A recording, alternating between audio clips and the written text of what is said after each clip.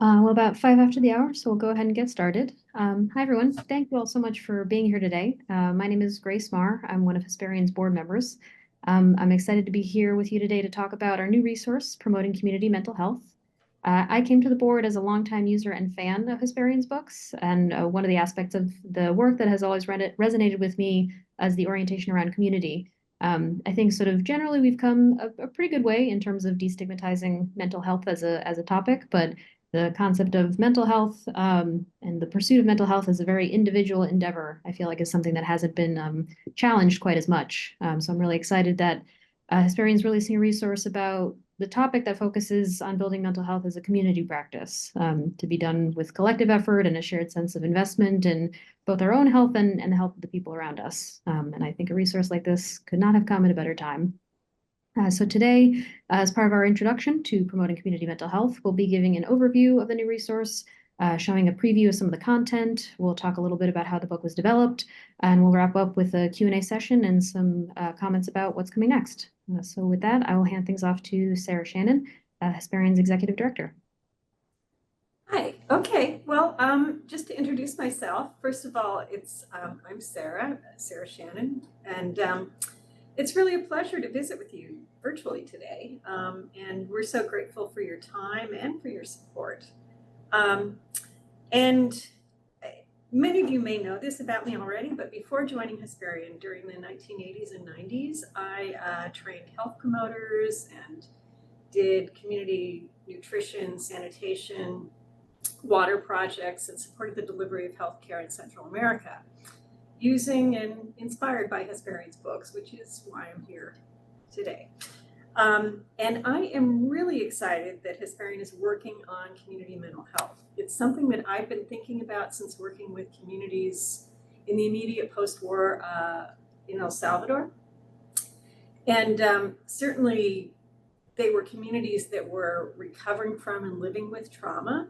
But one of the things that I also noticed was the interrelationship between individual self-esteem and community self-esteem, and the ways in which individuals' self-esteem was tied up with, influenced by, and in turn influenced communities' sense of self-esteem as well. And that kind of public health approach has essentially been with me ever since. And so while we've incorporated mental health into many of Hesperian's publications, it's really exciting to be developing one that is specifically focused on community mental health from that public health perspective. And I've had the privilege of working closely with Paula Worby on developing this new book. So I'm going to let Paula introduce herself. Hi, everyone. It's great to see all of you and familiar faces. I am Paula Worby. I use she. I am proud to say I've been working at Hesperian now for 10 years as an editor and a writer, and also, kind of as Sarah mentioned, someone who knew Where There Is No Doctor and some other books like way early on.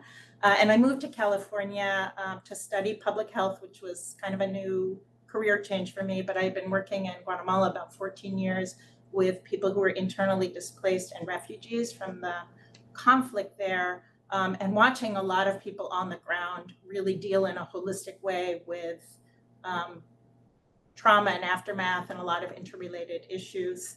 Once in California, I also worked for many years before I joined Hesperian with a group, with a nonprofit working here locally in the San Francisco Bay Area with immigrant workers.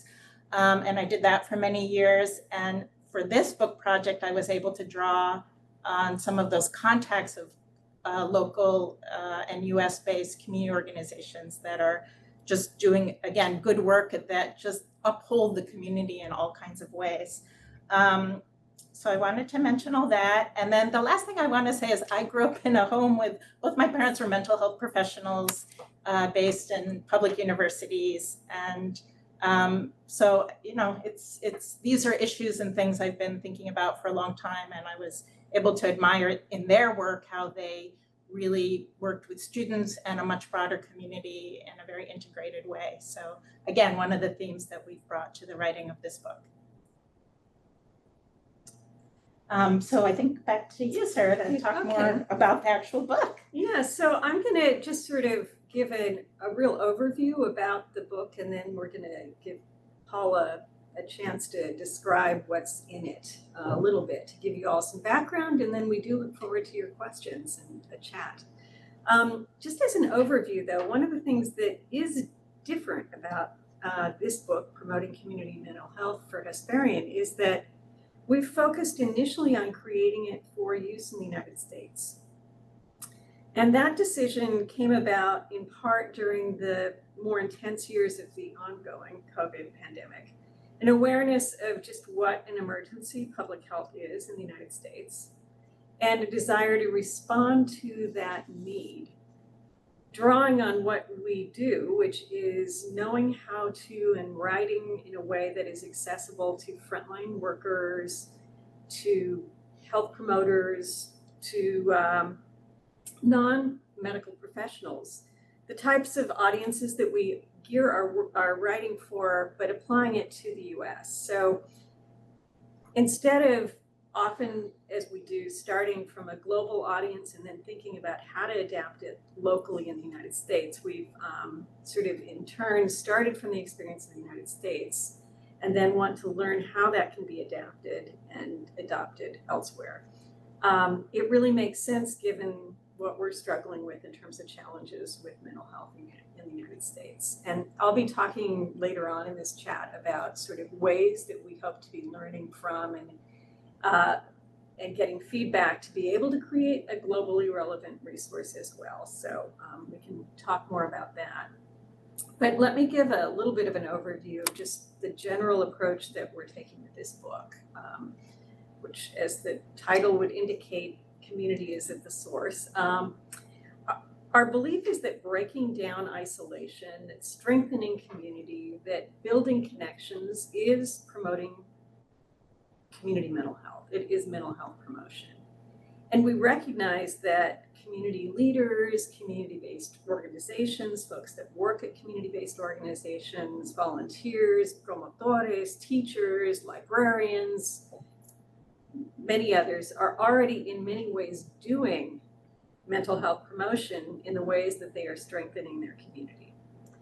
And our goals with this book then are to equip those folks, to equip them to promote mental health with intention, and to equip them to respond to the people that are experiencing mental health distress that they're encountering in their day-to-day work, and to equip them to take care of themselves and their own mental health. So those are really sort of our overarching goals. And with that sort of overview, I'm going to turn it over to Paula to describe what's in this new book. And we look forward to your questions.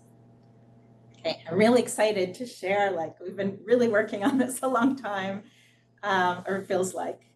And it's just jam-packed with information. So I'm going to do my best to give you some highlights, and then I'm sure a little more will emerge in the question and answers. But so, you know, I guess one word for an overarching theme is kind of the true idea of kind of range and spectrum, right? That we understand mental health as a huge range of situations. And there's a lot of both the experience and the ways to address whatever comes up for people also being not one size fits all. So that's kind of a, you know, how do we make that happen in a book like this? But it, you know, it kind of colors, I think, everything within the book. We've used, so we have like 9 different chapters that draw on some specific topics and areas, but also are very interrelated, as mental health is interrelated, as Sarah said. But we start out kind of early in the book using a framework of overarching like stressors, and we use the word stresses as kind of all of this stuff around us, knowing that people are living with very individual responses to it, while we know that the solutions and the prevention is, you know, has to be happening at a much larger and broader level. But as Sarah said, we're both, you know, focusing on that big community picture, but also addressing what do people need to know about their own situations, the people around them, and crises that they might encounter. So for example, we do have a dedicated chapter on how to respond in a crisis situation. We have issues that reflect terms that people are talking about: anxiety, depression, trauma, because there's such widespread experiences that people have gone through, everything from kind of all the deep and structural causes to the situation of people who fled war, who grew up with trauma. It's just around us. And then we have, other specific chapters. We have a whole chapter kind of looking at different times of life, different moments in life that range from, the person who is pregnant, what the situation for infants, what sort of mental health world they're being born into, child mental health, adolescence, particular challenges when one is an adult, maybe connecting with your community, finding people when we're having that community come and find you, people who are aging. Some of the other specific chapters, we have a whole one dedicated to issues of violence, ranging from gun violence, interpersonal violence, to structural violence, to alcohol and substance issues. And then the last two chapters go into kind of very brass tacks around how would you start a support group? What are all the details that a person would need to know or to get better at what they're doing? And then a chapter about kind of understanding more deeply where you yourself are coming from when you're dealing with this work. And then also how to take care of yourself, which is something that probably all of us are currently struggling with or continue to. So let me see, I'm gonna pull up just a few slides just so you have a visual. Kimi is gonna help me do that. And here, you're not really gonna be able to, I kind of wanted to show you what the book looks like. You probably won't be able to read the text, but to say a few things about, we're trying to say a lot, and we know, and Hesperian's not always great at this, but we know that less is more. But what's that balance of giving people enough actual text information, and how else are we imparting these really important ideas? So, for this book, we've creatively reused existing Hesperian art, and we've also commissioned some new drawings, and this is an example of one of them. But, here's an example of really trying to show, have the illustrations helping to tell the story. So in a caption or a section where we're talking about how you gather people together, we wanted something that was kind of very warm and evocative. So, this is an example of that. We can look at the next one.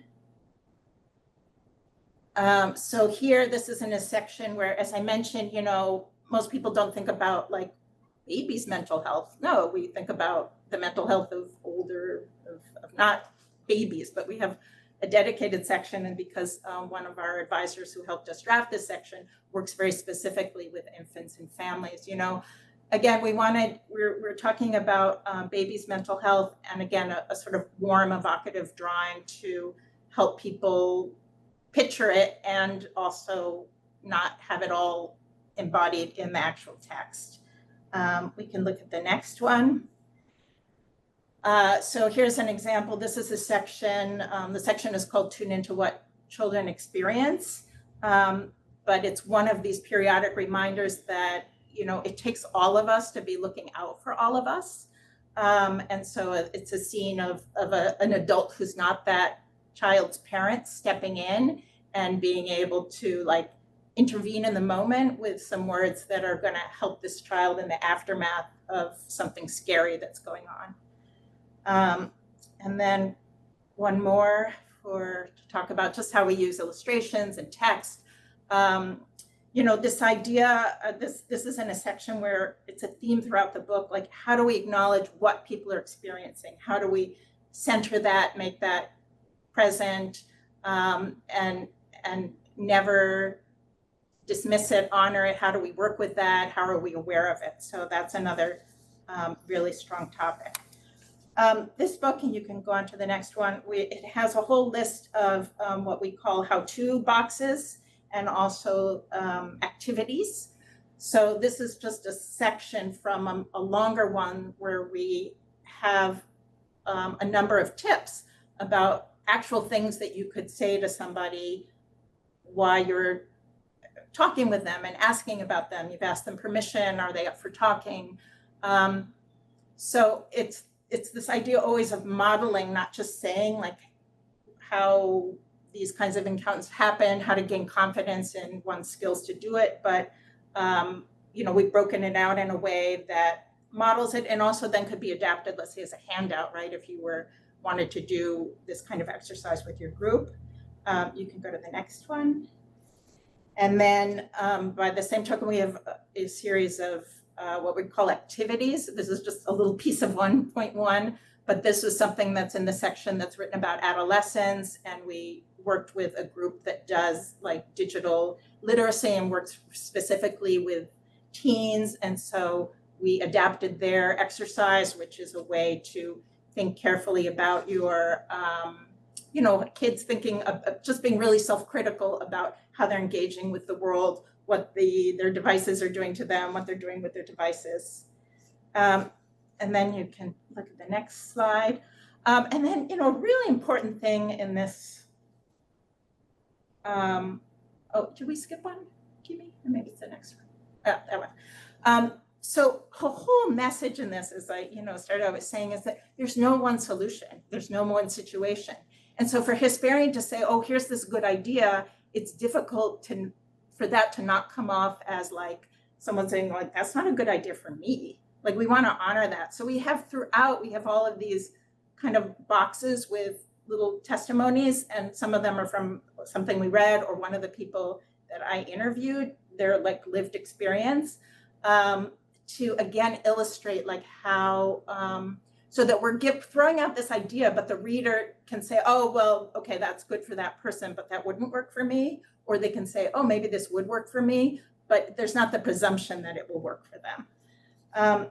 And then next, which I'll say a little bit more in a second, we found so many absolutely amazing community groups that are doing all kinds of incredible work.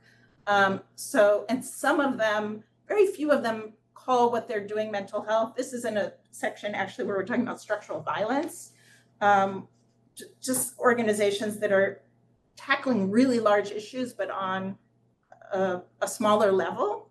So the whole book, and you can go to the next one, is just filled with both kind of mini stories and sometimes stories up to one page where we're talking about often a grassroots group, a nonprofit, a small group of people, or sometimes a national organization that we want to make sure people know about. It's sort of all those levels, but there's something like, I don't know, at least 50 organizations, and all of their organizational names are also listed in the back with their websites as part of our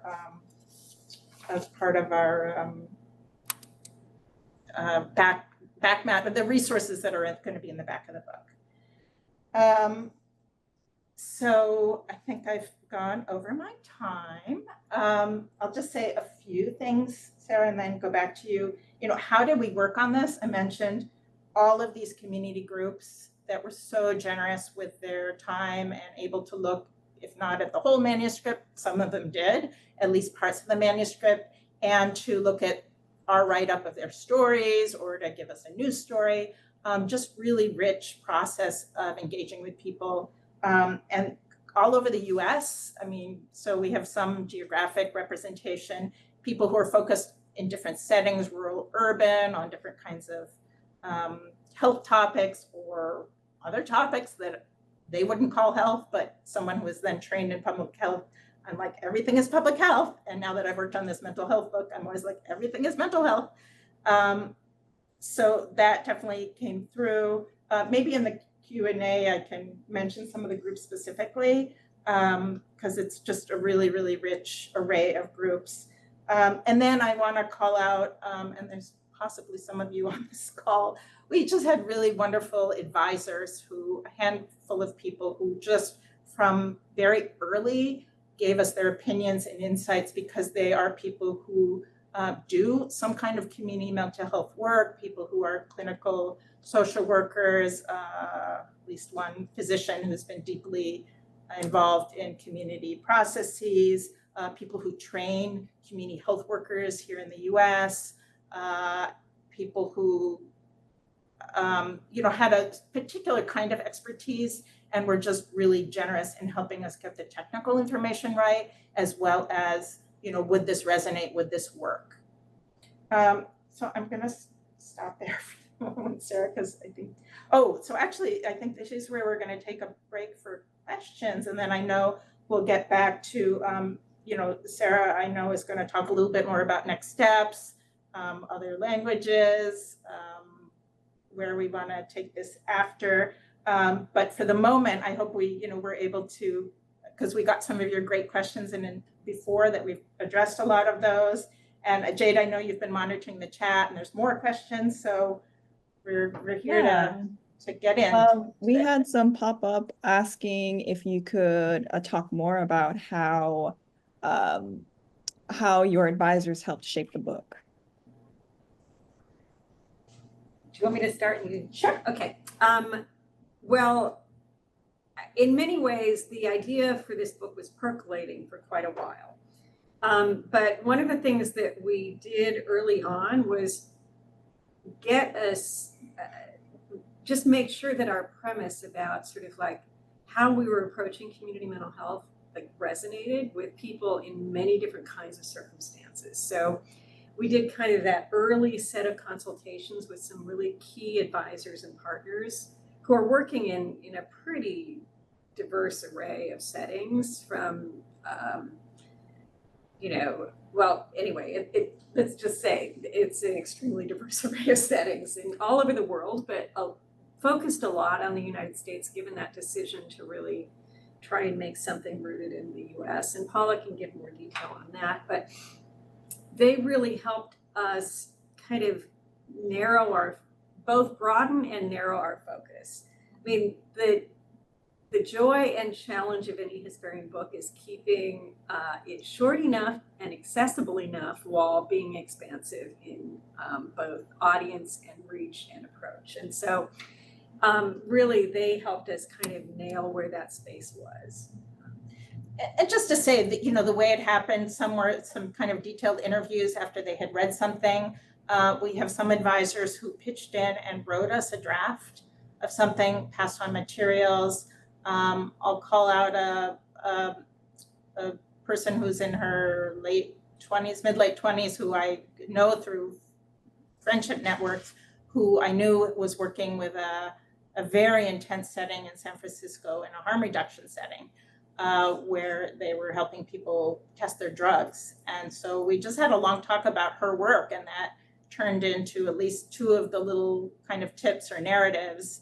It came from people's clinical experience and lived experience. We've had clinical social workers involved, physicians who have run community mental health outreach and interventions, physicians that have dealt with sort of mental health promotion in rural indigenous communities, and then folks with lots of real, very concrete experience doing community-based work at many levels, as well as folks doing mental health work at a kind of an academic level. And so our advisors really do reflect that spectrum. Another question we had was any potential collaboration with academic partners? How about actually, that a lot of that is sort of the what's next. So maybe we can add that to the bundle of things that I'm going to speak on next, with permission to postpone that one, but I will note it. We had another one come in asking, are there pull-out sections that can be used to talk with children? So there are some standalone sections and pages that happen to apply to that. So I think actually there is, but maybe not the way like a particular group needs to use it in their own work. So they might have to adapt it, or again, back to kind of some of the future spin-offs of this project. One of the things that I think is true of Hesperian's books, all of our books, is that people take what they need. I mean, I know I've done that with our books, and I think, you know, countless people have, where they've copied, and it's one of the reasons that we make everything available digitally as well. It makes it easier. But you can copy and paste the section that you want, tailor it how you want it, and make it a handout or a short thing. So I think our inherent design is thinking about like that kind of repurposing. But it is also part of what we want to get more experience and more feedback from in the next stages, to be honest. But yes, there's actually like very practical content about working with children and how to talk to kids in this book. I'll put in a pitch also that Helping Children Live with HIV has some beautifully well done materials on how to talk with kids about difficult situations too.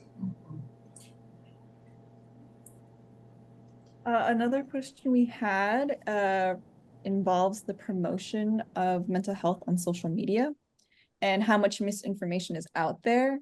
Is there anything about navigating what's true or accurate so they can share mental health promotion with their community?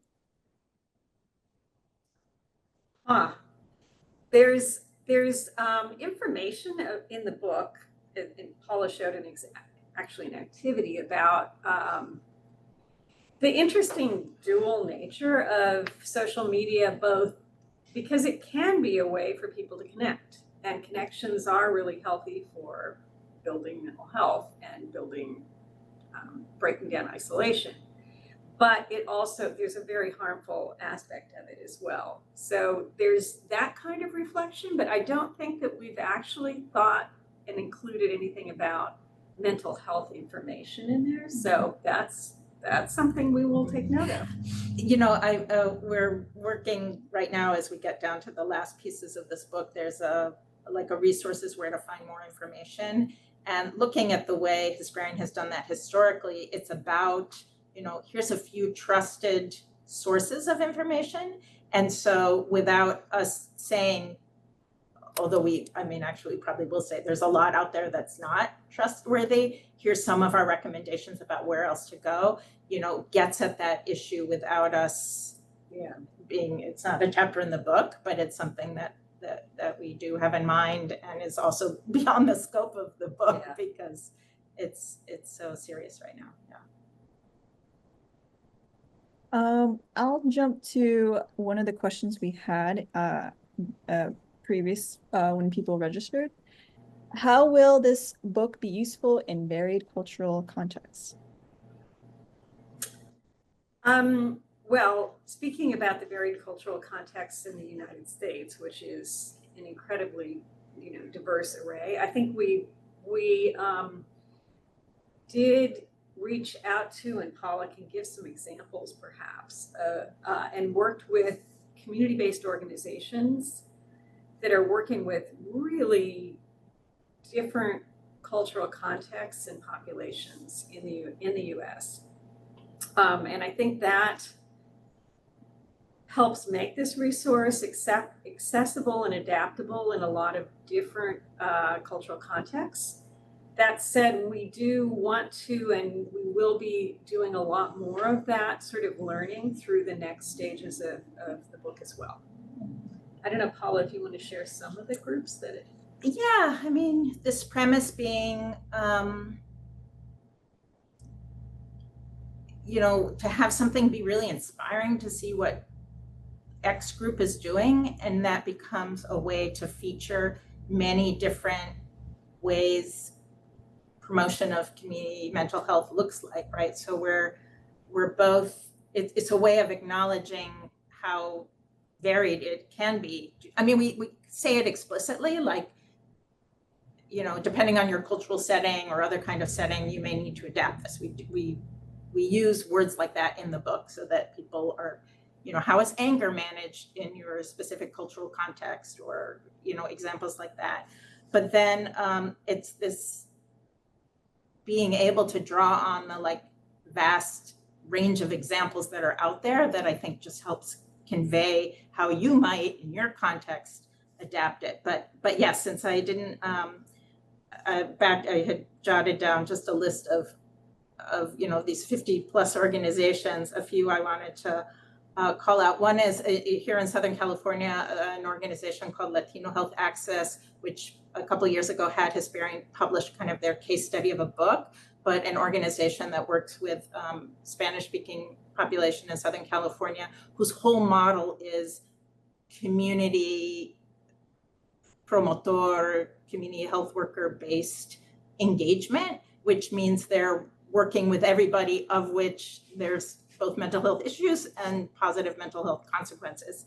So, a group like them, then an organization in Virginia called the Women's Initiative that just really tailors. They provide free counseling in groups and individually as a nonprofit to a surrounding community, which just has people with different sexuality identities, people with different ethnic, racial groups. They have Spanish language, English language. They adapt what they do to their local population. So it's like another, example of a group, like how you might do this in your area and how did they do that adapting. We call out some, back to kind of online things, that so many people are isolated where they are and they're looking for someone who so they're not alone, like someone who's in the same situation they are. So we mentioned a national level organization like the Trevor Project that's there as, for with a hotline and with other resources for people who are working through or affirming aspects of their gender identity or their sexuality.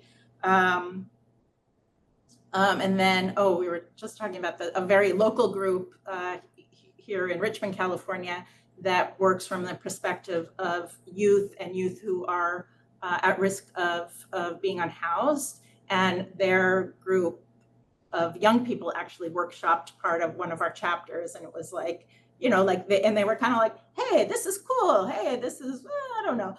They just had that, it's like their cultural context is what it is. And they were able to give us feedback. And then in turn that just enriched, it can't be right for everybody. It's a matter of pulling out this richness and diversity and variety of what your context is and what you need to know about it to work within it. Yeah, you just ran through like a bunch of topics that are in the book, which is really great. And we had a question asking, because mental health is such a broad topic, how did you decide what to address? Well, a lot of that is the advisors who helped us kind of determine what are priorities. A lot of it was the feedback from the community groups that that reviewed pieces and said, this is really important to include. So, a lot of it was that. And then what we've tried to do, because it is such an expansive topic, is to give some basic principles and think about what are the kinds of things that community-based leader is really going to need to know and really try and prioritize their needs. But it's a hard thing. I mean, this book could be thousands of pages long. It's I think the page count's going to be 150, something like that. It'll grow, but that's really how we've done it, and try to think about how to give people some general principles and then examples of how it's been adapted. Yeah, all I can say is it's not comprehensive, and for it to be useful, we didn't want it to be too long. You mentioned the resource, including the impact of gun violence. Can you talk a little more about how that's addressed? Specifically, gun violence. Yeah. Well, one of the stories that is included in there is actually a project here in Oakland called the Ceasefire Project. And it's a community organizing effort to both raise awareness of and try and address gun violence. But there's other stories in this book and other examples. The Chicago group, for example, that's I'll let Paula tell that one, but there's a lot of different examples that talk about how to address gun violence and violence in general in communities. That also speaks to the ways that it frays not just individual mental health, but in entire communities' mental health. I mean, it's a theme I should have clarified. The question was specifically about the impact of school shootings. Sorry. Oh, school shootings. Oh, okay. So because, you know, page-wise, it's actually given more mention than maybe some other topics, because I think it's so much on people's mind. About school shootings, I can say, you know, there's a graphic that just helps speak to it. Like if our whole awareness is how this just affects people, even if it wasn't you or your family, you know, in your community, or just we're now bombarded with it, all of us, right? But there's a graphic where it's the idea is that it's like a public art installation of people looking thoughtfully, and it's in front of a kind of important government type building, but the names on the signs are named for actual places, Uvalde, Sandy Hook, you know, to just again show with in a different way how this is present and on people's minds. So that's the one specific way. I have another question. Does the book talk about how to care for a family member with mental health challenges and or the mental health challenges of being a caregiver? I think it does both, at least in general terms. There's a chapter on mental illness and supporting people that are experiencing mental illness. That's also, it's written very inclusively, but it talks about some of the challenges of navigating some of the difficulties with people sort of maintaining medications, how to help talk with family members around mental health issues that they're having that are turning into bigger crises, and give some guidance about modeling those kinds of conversations that are truly challenging for friends and family. So yes, I think it does give at least some basic guidance there, as well as you know, there's definitely information as well around intervening in this with someone who's in crisis. To speak a little to the more general caretaking roles, and it's something that actually, you know, we can't say enough about those people who have been there or are there right now. It's so all encompassing, right? So in a way, I feel like even though we mention it in different contexts, it doesn't do justice to what this looks like in someone's life. But there's a couple of different ways we come at it. One is there's at least 2 community organizations that we feature that are people who, like immigrant women who work as caretakers. And so there's just that layer of, and there's another reference to like what that looks like when families who need a caregiver, who need to hire a caregiver, and then what that caregiving, you know, we want these to be dignified jobs that people can carry out. And then what that looks like when people are doing it as in an unpaid setting for their own family members. You know, there's just different ways that it's mentioned throughout without, you know, without in some ways doing it justice, right? But it's there. And there's a section on aging in the US, which isn't an easy process. So there's just kind of, again, ideas there. But a lot of this is when we can't say like, here's the fix, right? Because we know how difficult the actual underlying challenges are. We can at least say, we see this, this will resonate with you, you know, and we know there are people trying to solve pieces of it. Another question we had, how do you see this resource as supporting the expansion and scaling of CHW mental health screening and support? Okay. Well, certainly thinking about community health workers is sort of a key audience for this book, promotores and health workers and folks that are generally not necessarily trained to deal with mental health, and yet they are honestly like the front line for mental health promotion in many, many communities that are lucky enough to have community health worker programs. And so I think one of our goals with this book certainly is to provide a tool that is supportive for folks that are trying to integrate mental health promotion into the work of community health workers. One of our key advisors and core partners has also been Migrant Health Clinicians Network, which they train networks of community health promoters, and we're thinking about like what they've been doing to try and incorporate mental health into that kind of effort, and how we can essentially create a tool that is useful for that kind of work. So yeah, this is definitely what we hope will be a contribution to what needs to be a much larger effort, because honestly, like not surprisingly, Hesperian would say this, but community health workers are really where it's at. There's a lot of interest around how this resource can support children. Can you talk about how this resource can support school counselors?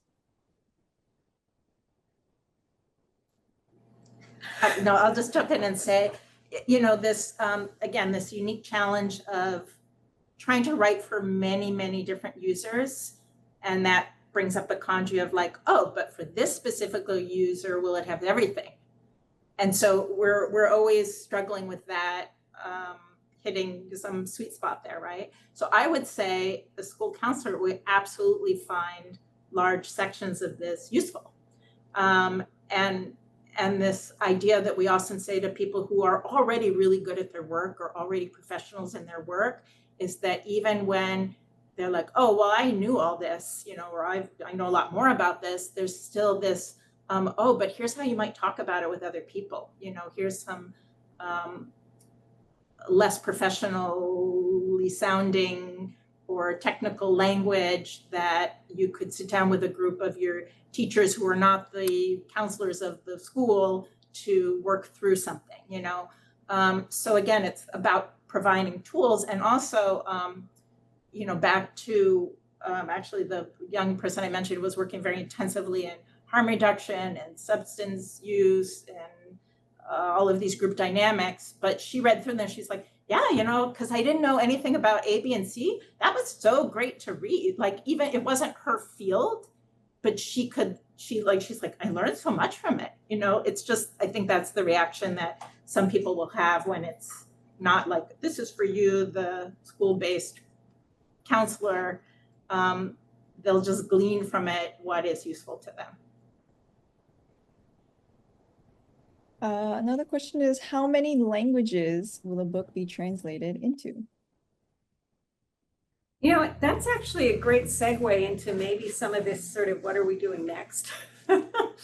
So I can pick up a couple of those questions maybe with that piece. And then if there's more questions, we can just mix it up. But why don't I take a little minute to just talk about like what is next? So we're in the final sort of milestone stages of preparing the first English version of this book to be released. We're looking forward to a January release for that, which is very exciting.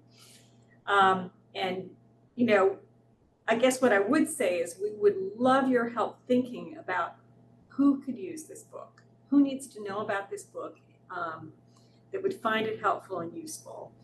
And what we're going to be doing after its release is we're obviously going to be promoting its use, but we're also going to be seeking more feedback from US-based community groups on that content. At the same time, we are going to start a process during 2025 of creating a Spanish language version, and definitely working with community-based organizations, folks that are working with promotores, folks that are working in Spanish-speaking communities, and that is a diverse array of organizations and realities, to give us feedback that will help us adapt it and improve it further, but to make a Spanish language version that is really effective in the very diverse different contexts of Spanish language speakers in the US. Simultaneously with all of that, we're also going to be sharing the English version that we've released in the for the US with global partners to pose the question to them, you know, like what here would be useful for you? What here would be, you know, what else would you want to see in something that would make it more relevant for your purposes? You know, stating clearly this is for the US. And we're really going to be interested in that. And again, would welcome ideas about organizations and groups interested in giving their thoughts on this.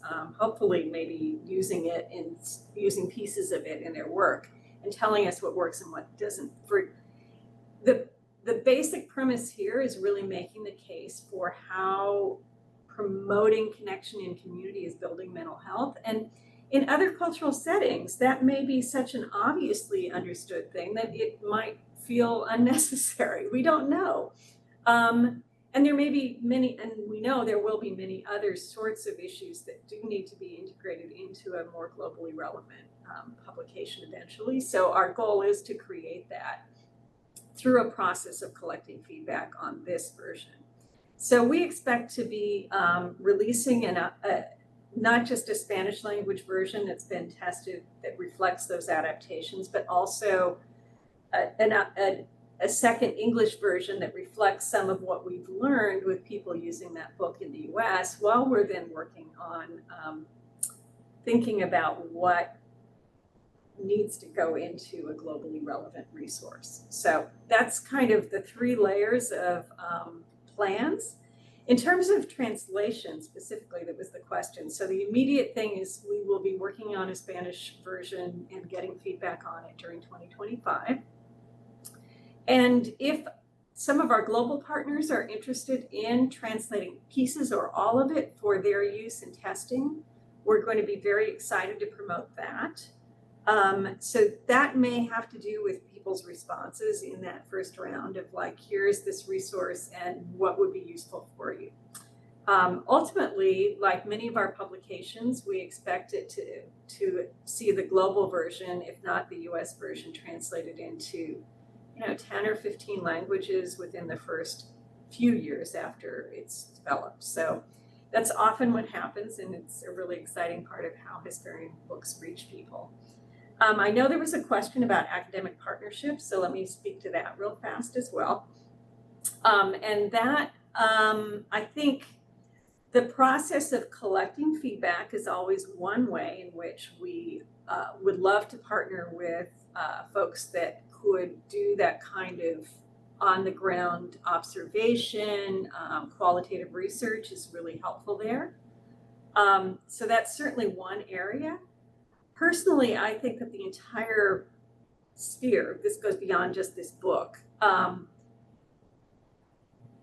the entire aspect of how non-professional community-based interventions and community-driven responses actually can promote that kind of mental health from a public health point of view is not sufficiently studied. I mean, there is just a need for research in that in general to kind of bolster that entire hypothesis. So there's a wide open space there for research alongside of any kind of support that some research in terms of, looking at how our materials might be bolstering those kinds of responses.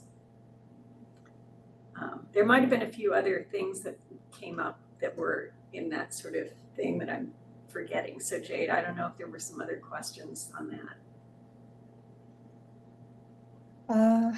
Quite a few.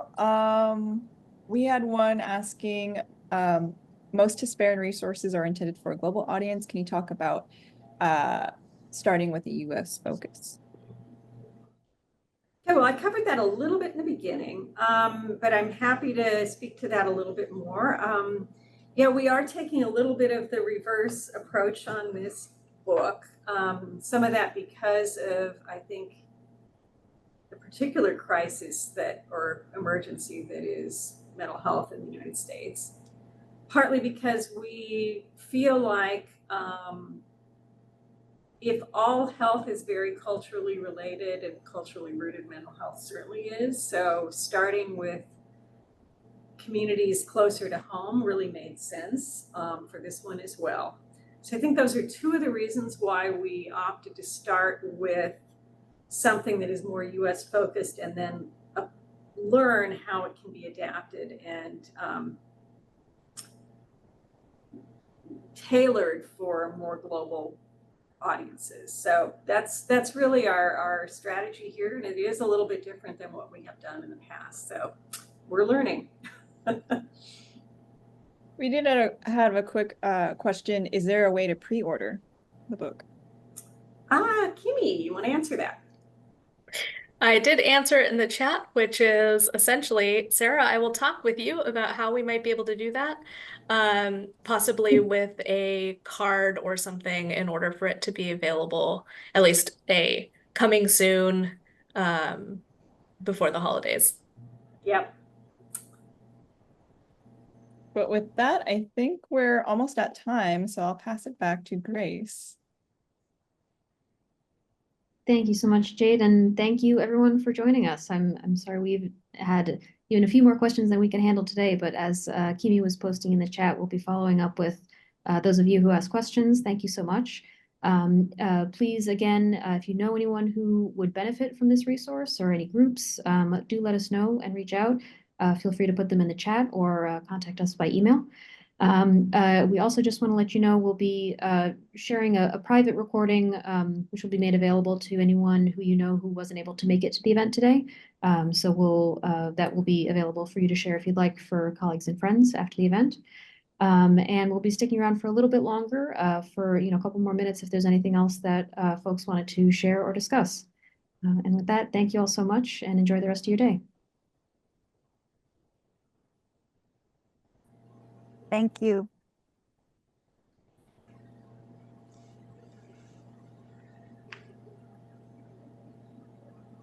So much. Super exciting. Thanks for your great questions. Very exciting. Great questions. Yeah, it's been great to see folks. Yeah. Such inspirational work, everybody. Thank you. Yeah. Thank you. It's a lot actually as a subject to take on. I mean, my mind was going round and round and say, how did they decide? My God. It's hard. It is hard. So hard. And the concept of community too is different for different people. That's the other thing, that you will never get everybody to agree on what is a community. Yes. So you have to sort of narrow in on what you are focusing on in this book and take it from there. So I'm looking forward to reading the book.